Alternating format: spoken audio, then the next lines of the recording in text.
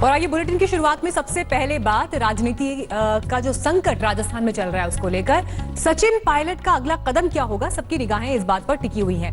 सचिन पायलट क्या करने वाले हैं, क्या उनकी रणनीति है, इस रहस्य से क्या वो आज पर्दा उठाएंगे, तो ये तमाम सवाल थे। लेकिन इस बीच इंडिया टुडे मैगजीन ने एक्सक्लूसिव बातचीत की है सचिन पायलट के साथ और मंत्री पद गंवाने के बाद राजस्थान के राजनीतिक संकट के मद्देनजर सचिन पायलट का ये पहला इंटरव्यू है। इस बातचीत में सचिन पायलट ने वो हालात बताए जिनकी वजह से उन्हें बगावत के लिए मजबूर होना पड़ा। सचिन पायलट ने बीजेपी ज्वाइन करने की खबरों का सीधे तौर पर खंडन किया, लेकिन साथ ही ये भी कहा कि वो अभी पूरी तरह से कांग्रेसी हैं, कांग्रेस में ही शामिल है। देखिए, सवाल ये था कि क्या आखिर आप अशोक गहलोत से नाराज क्यों हैं? तो उन्होंने कहा कि उन्होंने 5 साल मेहनत की, लेकिन वो सिर्फ ये चाहते थे कि राजस्थान सरकार जनता से किए वादों को पूरा करे। लेकिन सत्ता में आने के बाद अशोक गहलोत जी ने कुछ नहीं किया।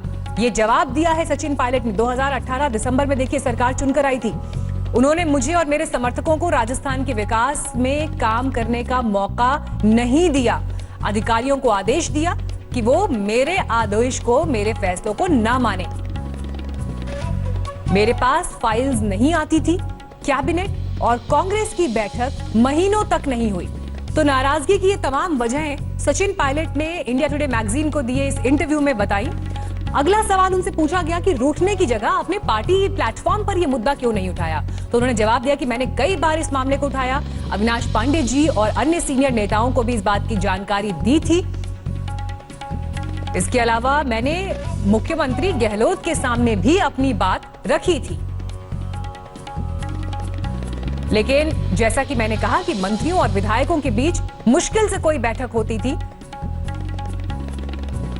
तो वहां बातचीत और चर्चा की कोई जगह नहीं थी। तीसरा सवाल सचिन पायलट से जो इस इंटरव्यू में पूछा गया, आप विधायक दल की बैठक में नहीं आए, आप वहां अपनी बात रख सकते थे। तो सचिन पायलट ने जवाब दिया कि मेरे स्वाभिमान को चोट पहुंची है। अगर आप 2019 के लोकसभा चुनाव के कांग्रेस घोषणा पत्र को याद करें तो उसमें जो वादे किए गए थे उन पर नजर डालें। हमने क्रूर देशद्रोह कानून को हटाने की बात की थी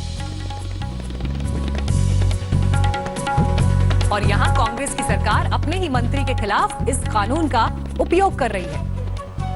तो ये पूरा ये इंटरव्यू जो है इंडिया टुडे मैगजीन को सचिन पायलट ने दिया है और सचिन पायलट का पहला एक्सक्लूसिव इंटरव्यू है जो इंडिया टुडे मैगजीन को मिला है। इस वक्त जयपुर से शरद कुमार हमारे साथ मौजूद हैं और दिल्ली से आनंद हमारे साथ इस वक्त जुड़ गए हैं। शरद, पहले आपका रुख करते हुए, देखिए सचिन पायलट का ये पहला एक्सक्लूसिव इंटरव्यू ऐसे समय में आया है जब इस बात पर निगाहें टिकी हैं कि सचिन पायलट आगे क्या करने वाले हैं, उनकी रणनीति आगे क्या है।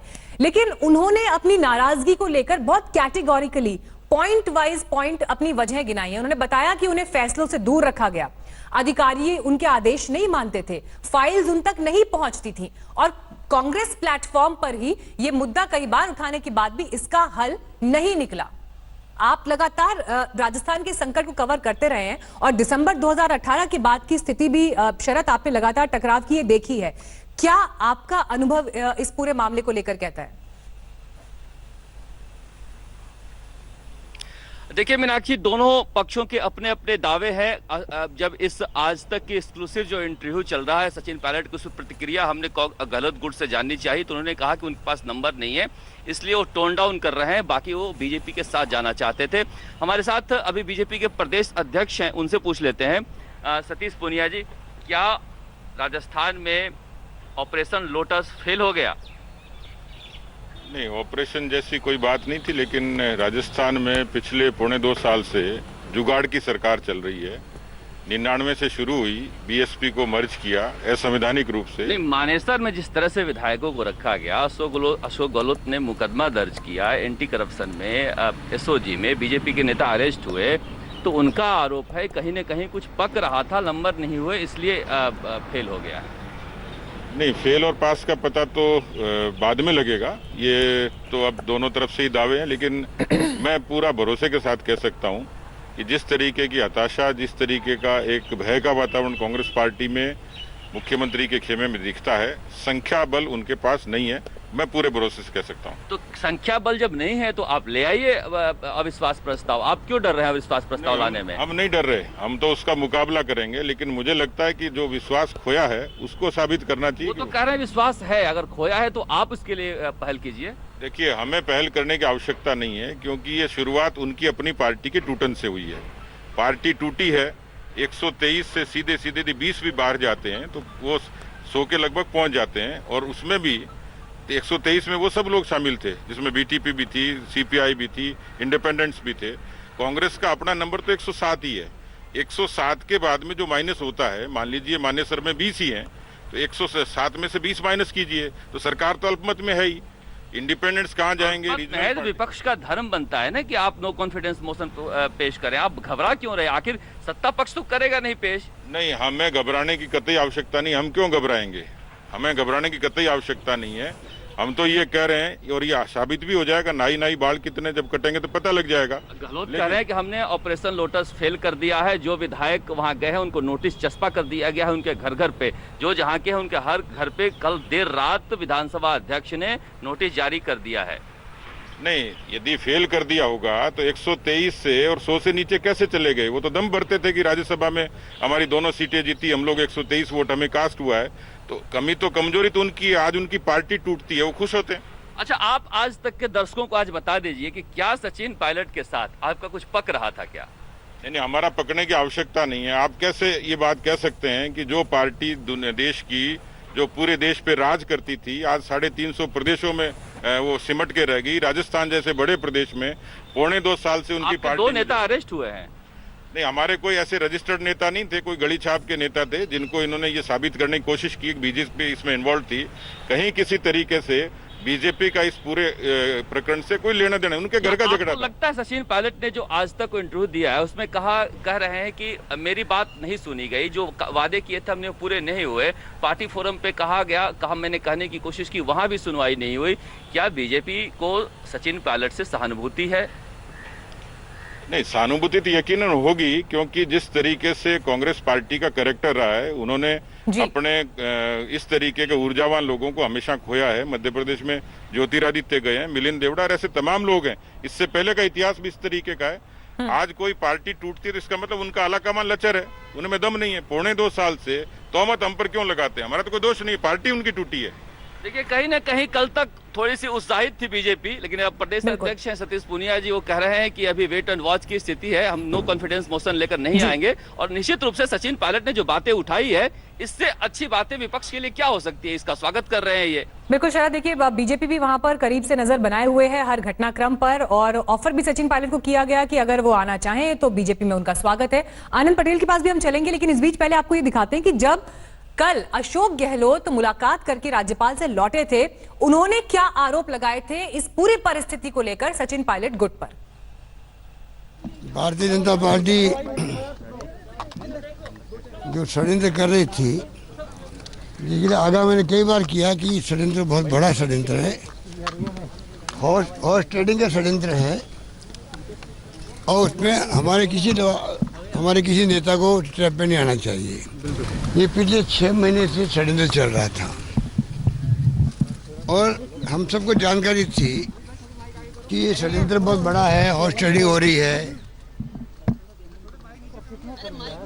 और ये चलता रहा, और जो स्थिति आज पहुंची उसी कारण पहुंची है कि हमारे कुछ साथी गुमराह होकर के चले गए दिल्ली के अंदर, और बीजेपी के मंसूबे पूरे नहीं हुए।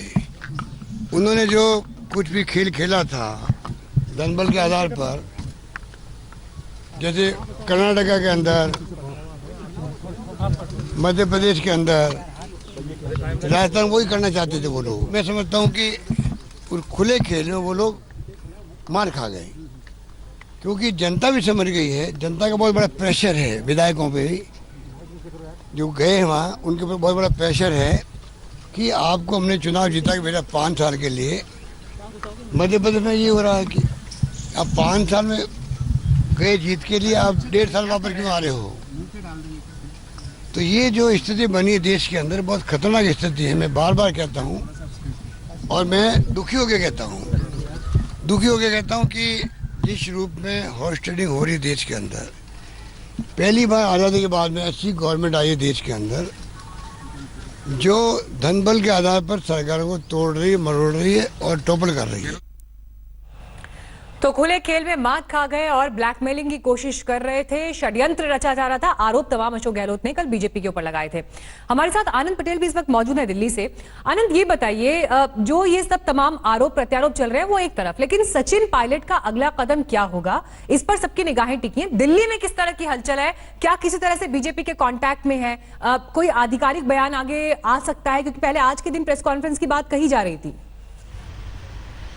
जी देखिए, कल ये जानकारी दी गई थी हमें कि सचिन पायलट आज अपना वक्तव्य दे सकते हैं, प्रेस कॉन्फ्रेंस कर सकते हैं दिल्ली में, लेकिन अब जो उनके करीबी सूत्र हैं, उनके साथ के लोग हैं, वो ये हमें बता रहे हैं कि आज कोई प्रेस कॉन्फ्रेंस नहीं होने जा रही है। तो इसका मतलब ये है कि कहीं ना कहीं कुछ रणनीति में फेरबदल, कुछ तब्दीलियाँ होने की तैयारी चल रही है।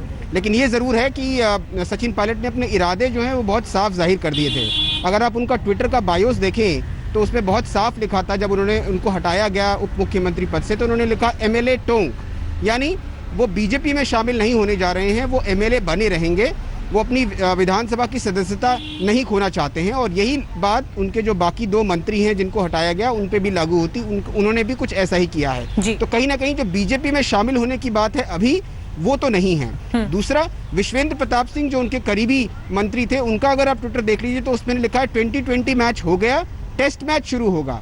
इसका मतलब कहीं ना कहीं जो इनका जो फोरमोस्ट एजेंडा था सचिन पायलट कैंप का कि गहलोत सरकार को गिराना, उस एजेंडे को हासिल करने के लिए अभी वक्त लगेगा, ये लड़ाई लंबी चलेगी। तो कहीं ना कहीं कोशिश ये है कि जो अपने 17-19 MLA हैं उनको अपने साथ बनाए रखें, जोड़े रखें, और कोशिश की जाए कि गहलोत कैंप से और विधायक तोड़े जाएं बीजेपी की मदद से। तभी फ्लोर टेस्ट की नौबत आएगी जिसमें जिसका बहुमत होगा वो आगे जाएगा। लेकिन कहीं ना कहीं ये जरूर है कि जो ऑपरेशन लोटस है, उसका सवाल उठ रहा है, जिस तरीके से कॉन्फ्रेंस नहीं हो रही है, इसका मतलब टाइम ले रहे हैं सचिन पायलट अपने तमाम विकल्पों पर विचार करने के लिए। शरद, आनंद, आप दोनों का बहुत बहुत शुक्रिया हमें तमाम जानकारी देने के लिए। लेकिन इस बीच देखिए, जिस तरह की एक जुबानी जंग बीजेपी और कांग्रेस के बीच भी इस पूरे मामले को दिखाई दे रही है, क्योंकि आरोप सीधे सीधे ये लग रहा है कि सरकार गिराने का षड्यंत्र पिछले 6 महीने से चल रहा था। राजनीतिक क्षेत्र में काम करने वाले सब लोग जानते हैं, आप सब लोग भी इस विषय को अच्छी तरह से जानते हैं कि कोई भी जनाधार वाला व्यक्ति यदि भारतीय जनता पार्टी या किसी भी पॉलिटिकल पार्टी में आता है तो सभी लोग उसका स्वागत करते हैं, अपने साथ में जुड़े, हमारा जनाधार बढ़े। आज भारतीय जनता पार्टी का कुनबा इतना बड़ा हुआ है। दीनदयाल जी और श्यामा प्रसाद जी ने जब भारतीय जनता पार्टी का ये पौधारोपण किया था, विचार के साथ में किया था, और उस विचारधारा को परिपुष्ट करने के लिए कितने लोग देश की अलग अलग विचारधाराओं से, अलग अलग पार्टी से हम सब लोगों के साथ में जुड़ते गए, कारवां बड़ा होता गया। आज दुनिया की सबसे बड़ी political party Bharatiya Janata party बनी है। हमारी विचारधारा पे कदम करते हुए प्रत्येक व्यक्ति जो हमारे साथ में काम करने के लिए आएगा, निश्चित ही हम उसका बाहें पसार करके स्वागत करेंगे। ये तो सामान्य प्रक्रिया। अनुशासनहीनता करेगा, पार्टी के खिलाफ करेगा, तो ये तो स्वाभाविक रूप से डिसीजन ऐसा होना चाहिए था और ऐसा डिसीजन हुआ। और ये एक संदेश भी है बाकी प्रदेशों के लिए भी, अगर कोई अनुशासनहीनता करेगा, पार्टी विरोधी गतिविधियों में लिप्त होगा, तो उसका ये अंजाम होगा। उनकी कोशिश को पूरी तरह से नाकामयाब किया। भाजपा की तो कोशिश यही थी कि जैसे उन्होंने षड्यंत्र करके, खरीद फरोख्त करके मध्य प्रदेश की सरकार गिराई, यहाँ भी होती, लेकिन वो कामयाब नहीं हो पाए। आरोप प्रत्यारोप का दौर अभी ये लंबा चल सकता है जब तक तस्वीर राजस्थान की साफ नहीं हो जाती है कि वहां पर अब सरकार को लेकर आगे होने क्या वाला है। नजर हमारी लगातार बनी हुई है, हर अपडेट पर सबसे पहले आप तक पहुंचाएंगे। वक्त हमारे एक ब्रेक का है, देखते रहिए आज। नमस्कार, मैं हूं अंजना ओम कश्यप। हमें उम्मीद है ये वीडियो आपको पसंद आया होगा। लेटेस्ट खबरों के लिए यूं ही देखते रहिए आज तक, और इस वीडियो के पसंद आने पर लाइक, शेयर एंड सब्सक्राइब करना ना भूलें।